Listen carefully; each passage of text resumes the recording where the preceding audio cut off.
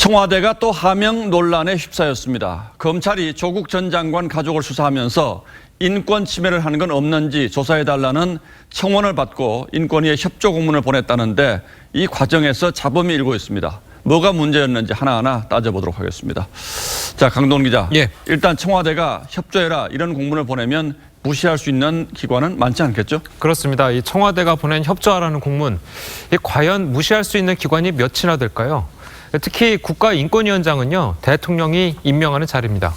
청와대가 조 전 장관의 인권 침해를 조사해달라는 청원을 인권위에 공문 형식으로 보낸 것은 인권위에 조사를 하라는 하명으로 익힐 수 있는 부분입니다. 자, 특히 공문 중에서도 이첩 공문은 울산시장 선거 개입 의혹에서도 보듯이 반드시 진행 상황 등을 보고해야 되기 때문에 무게감은 더 크다고 할 수 있습니다. 자, 그런데 청와대는 협조 공문만 보냈을 뿐이고 이첩 공문은 실수로 보냈다 이렇게 해명하지 않았습니까? 예, 맞습니다. 협조 공문을 먼저 보냈고요. 인권위 답변을 바탕으로 청원에 대한 청와대의 답변을 준비했는데, 자, 이 와중에 이첩 공문이 직원의 실수로 송부가 돼서 반송 요청까지 했다는 해명이었습니다. 쉽게 말하면 협조해달라 이렇게 부탁한 거지 꼭 하라고 강요한 건 아니다 이런 거죠? 맞습니다. 뭐 제가 듣기엔 결국 그 말이 그 말 같은데 어쨌든 청와대가 이렇게 국민청원 관련해서 기관에 공문을 보낸 적이 또 있었습니까? 단 한 번도 없었습니다.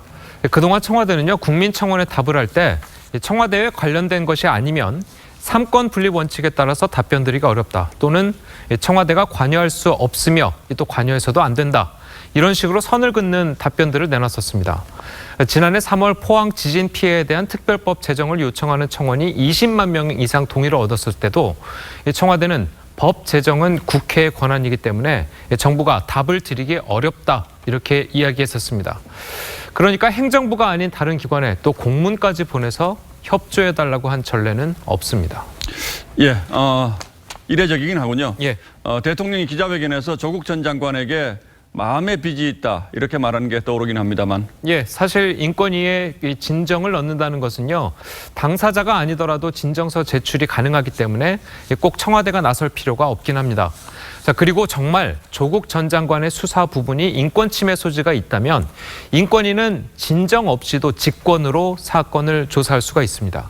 자, 하지만 청와대는 노영민 대통령 비서실장의 이름으로 공문을 보냈다는 사실을 알렸고 익명으로 한 진정은 각하된다는 규정까지 설명했습니다.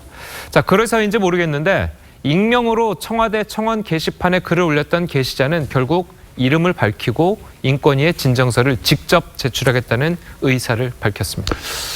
예, 장관이든 누구든 수사기관으로부터 인권 침해를 받아서는 안 되겠죠. 예. 그러나 조국 전 장관 수사의 전체적인 맥락을 보면 이게 과연 합당한 조처였는지는 좀 의문이 있습니다. 예. 예, 강동원 기자 잘 들었습니다.